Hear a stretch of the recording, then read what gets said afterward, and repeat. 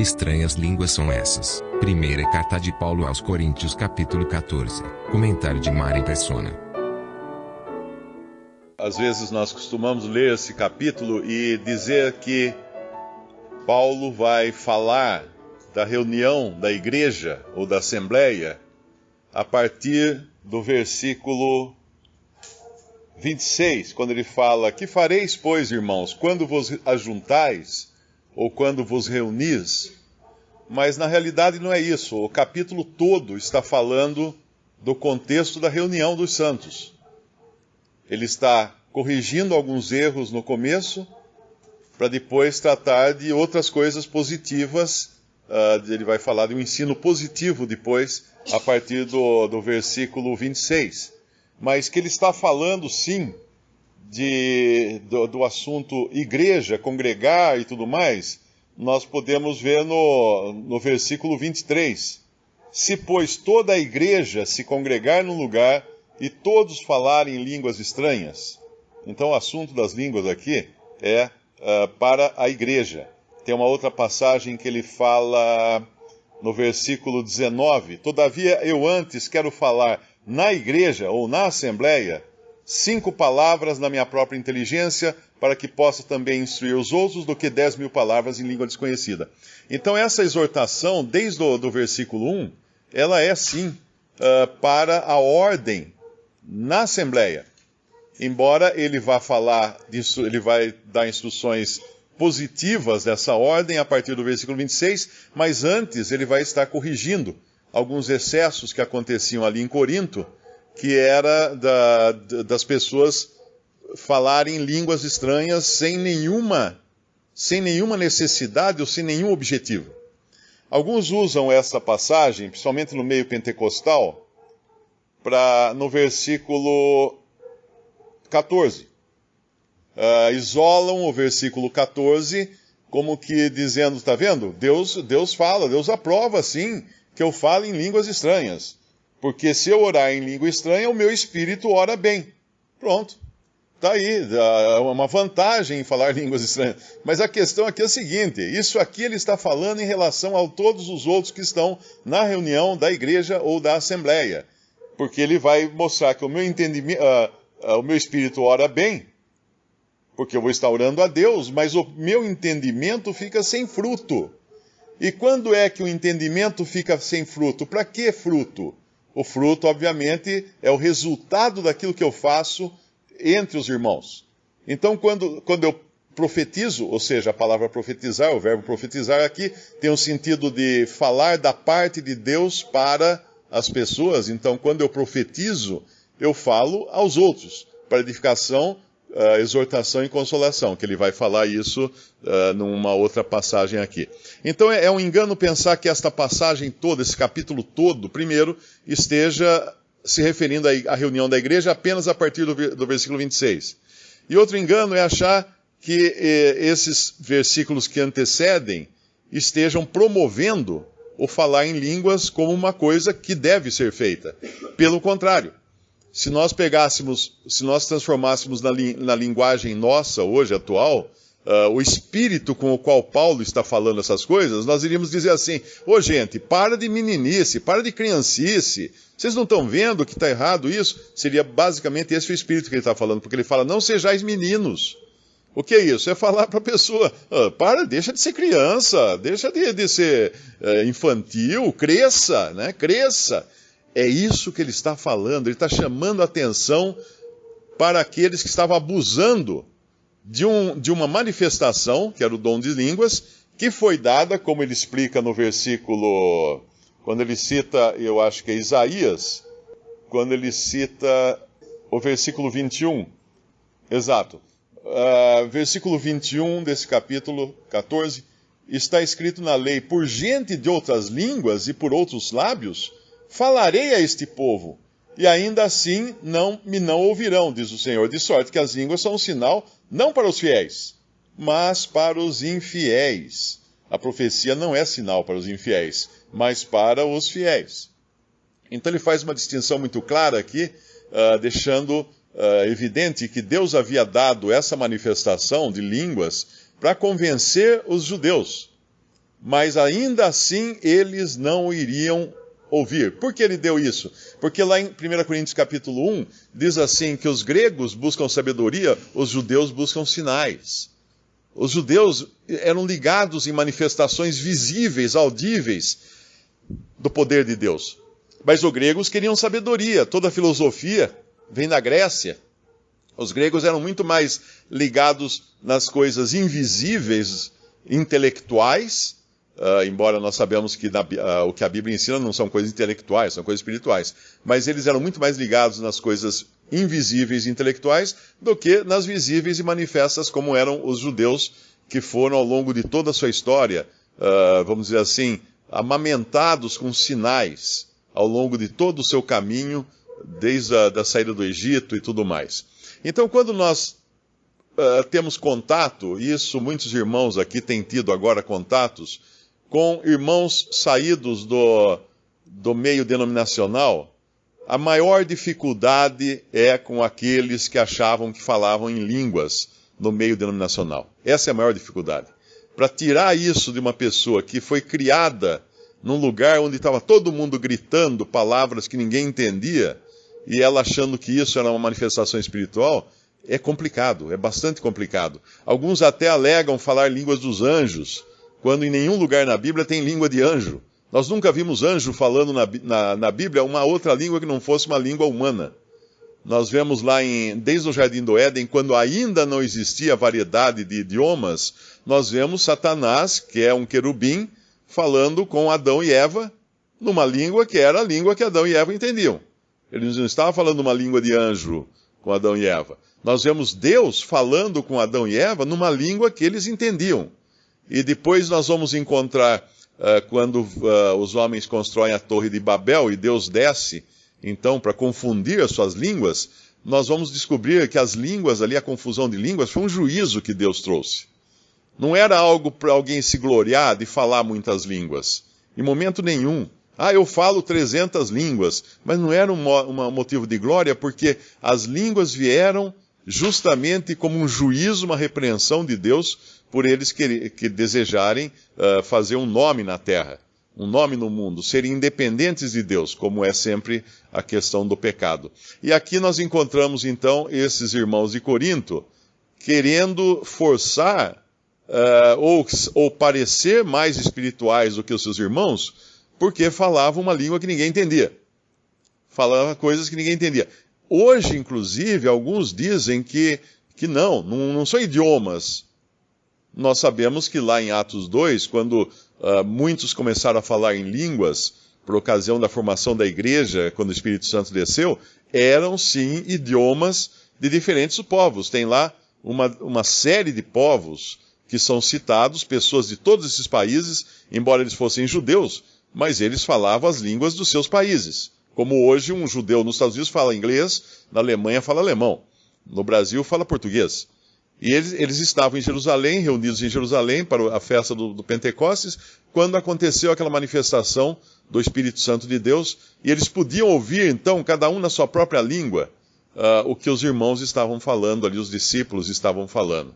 Aquilo foi uma manifestação, sim, do Espírito Santo. Não teve nenhum anjo falando, nenhuma língua de anjo. As línguas eram inteligíveis, ou seja, aqueles que as ouviam sabiam exatamente o que eles estavam ouvindo. Não tinha ninguém falando assim, o que ele está falando ali? Não, ele estava entendendo a sua própria língua, porque alguém estava falando na sua própria língua. E aqui nós temos esses coríntios se gabando e se exibindo, como se fosse alguma coisa, e achando que é um privilégio falar em línguas estranhas numa reunião de cristãos. Quando Paulo está deixando muito claro aqui que não haveria isso, não haveria proveito algum, a menos que existisse intérprete, obviamente, ele vai falar isso mais no final do capítulo. Se alguém falar em línguas, falem 2 ou 3, e haja intérprete. Haja intérprete, porque provavelmente haveria ali judeus no meio deles, e o Espírito Santo de Deus estaria se manifestando de uma forma que judeus fossem convencidos por aquele sinal. Mas todo o escopo do que Paulo fala, até o versículo 25, é que profetizar é mais proveitoso do que o falar em línguas. Esse é o resumo de toda essa passagem do capítulo. Profetizar fala aos homens, de uma maneira que os homens entendem. Falar em línguas, numa reunião da igreja, ninguém interpretando, e muito menos todo mundo ao mesmo tempo, como existe hoje no meio pentecostal, né? Quem entra numa igreja pentecostal vai ter 200 pessoas lá, falando um monte de coisa que ninguém sabe o que é, e, no entanto, achando que aquilo vem de Deus. Não vem de Deus. De maneira alguma, não pode vir de Deus. Existe na psiquiatria, inclusive, um distúrbio chamado glossolalia, que é tratado pela psiquiatria, estudado pela psiquiatria, que são pessoas que entram em transe e começam a falar numa outra língua, que ela nunca aprendeu. Eu morei numa república e tinha um colega lá que ele não sabia falar inglês. Ele reconhecidamente não sabia falar inglês. E uma noite eu acordei com ele falando inglês.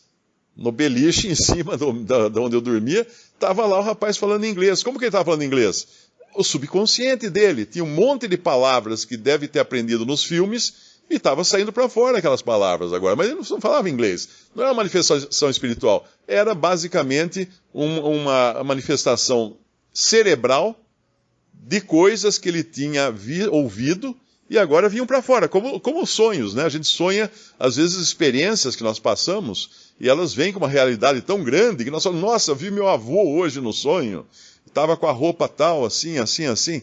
O que é? Viu o avô? Não viu o avô. É uma coletânea de experiências visuais e auditivas que o cérebro grava e fica lá. Uma hora num estresse, ou mesmo num repouso, isso vem para fora. Então é muito importante, esse é um dos pontos mais importantes quando a gente vai tratar com irmãos que saem, principalmente os que saem do meio pentecostal. Porque é como uma coisa que a pessoa se contaminou com algo, com um ensinamento que parece ser de Deus, mas não é. E até ela entender que aquilo podia ser manifestações do seu intelecto, da sua emoção, de uma histeria coletiva, ou até exibicionismo, pessoa que repete os outros. Algumas igrejas pentecostais, o pastor ensina a pessoa a falar em línguas, pedindo que ela repita algumas palavras e repita rapidamente até a língua enrolar, e aí a pessoa começa a falar em línguas, que na verdade não são línguas, aquilo é enrolação de língua.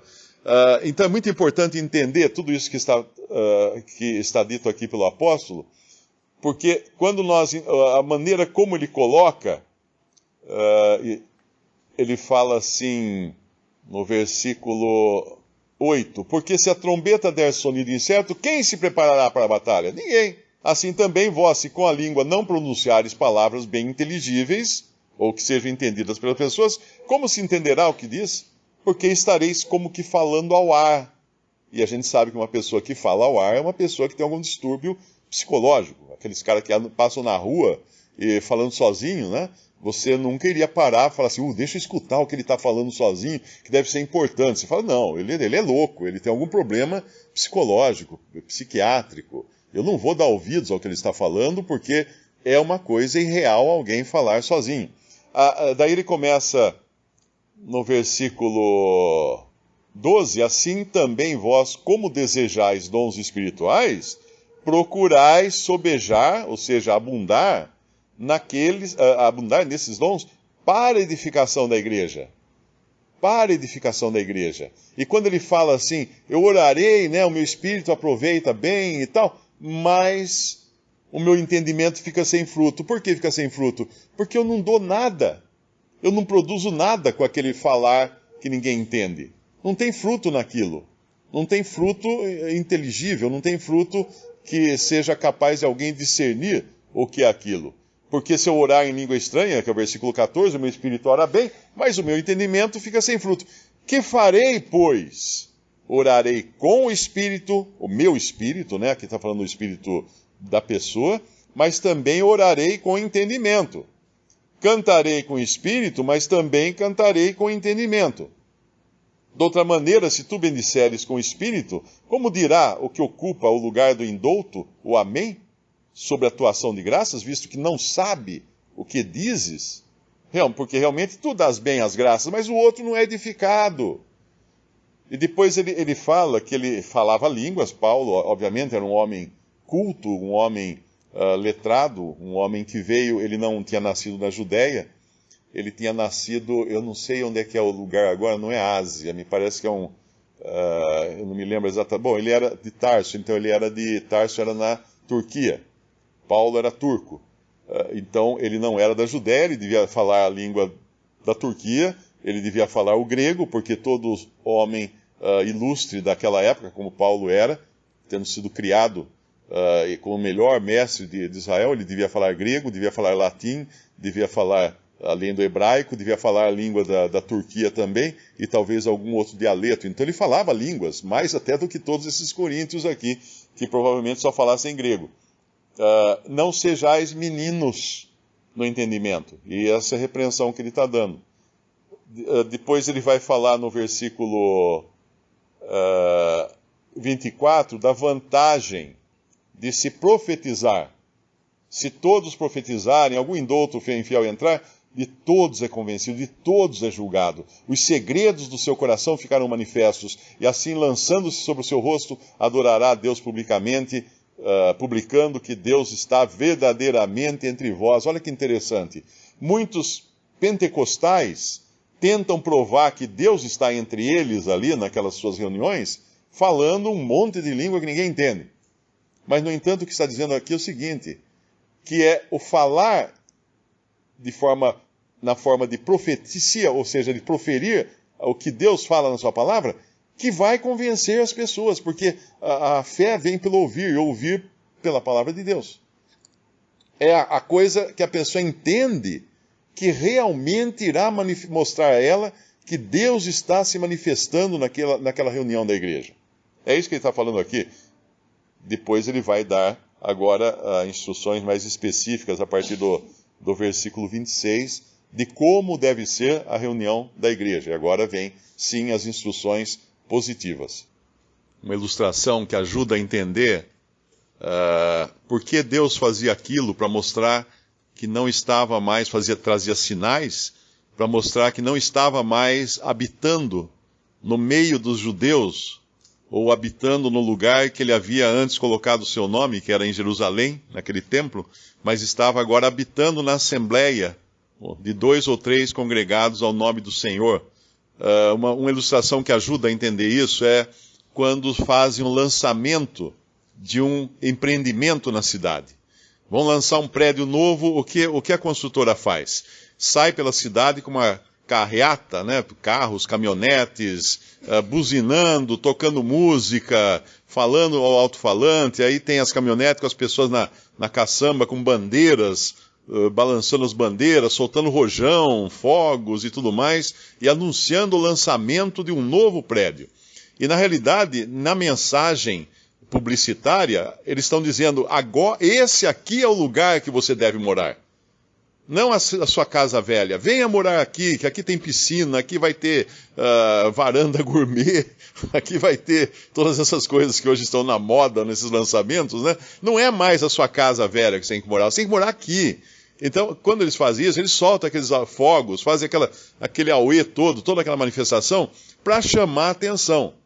E esses são os sinais que Deus fez no início da igreja. Para dizer aos judeus, gente, não é mais lá, é aqui agora, é aqui que vocês têm que estar congregados, é aqui que eu vou colocar o meu nome. E não faria sentido, por exemplo, hoje, eu moro num edifício de apartamentos que deve ter, eu acho que mais de 30 anos a construção. Talvez eles tenham feito toda essa festa, essa manifestação, quando o prédio foi lançado, lá atrás. Não faria sentido hoje eu acordar de manhã com o pessoal soltando rojão na frente do prédio, meninas balançando bandeiras, tudo. O que é isso, gente? Não, aqui é o lugar que as pessoas... Mas peraí, as pessoas já estão morando aqui, vocês não têm mais que promover o local. Já é sabido e conhecido que esse prédio já está construído há tantos anos. Ninguém precisa provar mais que o prédio está sendo construído. Isso foi lá atrás, há 30 anos, precisava provar. Mas agora não, para de rojão que eu quero voltar a dormir. Não é para fazer esse barulho todo. Então, esse barulho todo hoje, que o pentecostalismo tenta trazer para a reunião dos cristãos, É um erro, mas é um erro muito grave. E eu vou explicar por que é muito grave. Tem um caso, inclusive está num livro, um livro até antigo, de um missionário que trabalhou na África, entre povos africanos, e ele uma vez foi visitar uma igreja nos Estados Unidos, uma igreja pentecostal, e uma pessoa foi lá na frente e começou a falar numa língua que ninguém entendia.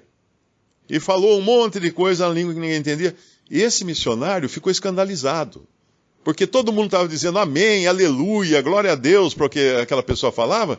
Ele ficou escandalizado, porque o que a pessoa estava falando nada mais era do que profanações. A pessoa estava amaldiçoando o nome de Cristo numa língua de uma tribo que ele conhecia. Esse missionário conhecia aquela língua.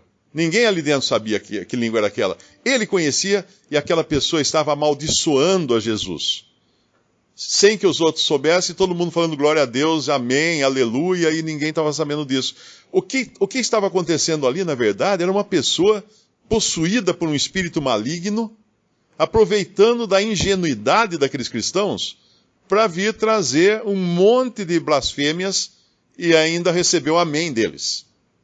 E é isso que acontece quando um grupo de pessoas se reúne num lugar, alguém começa a falar um monte de coisa que ninguém está entendendo, a questão é isso do Espírito de Deus ou isso é um espírito maligno, profanando o nome de Cristo, e você vai dizer amém? Você vai dizer amém a uma coisa que você não entende o que é? Porque aqui fala de falar o amém no versículo... Tem um versículo que ele fala, 16. De outra maneira, se tu bendisseres com o Espírito, como dirá o que ocupa o lugar do indulto o amém sobre a tua ação de graças, visto que não sabe o que dizes? Então, como alguém, escutando uma língua que não entende, vai dizer amém, se não tiver quem interprete?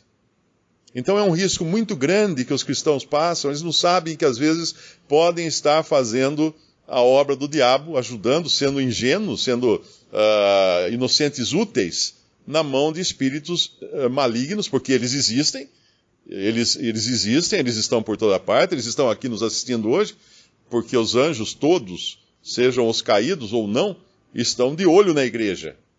Porque pela igreja eles conhecem a multiforme sabedoria de Deus.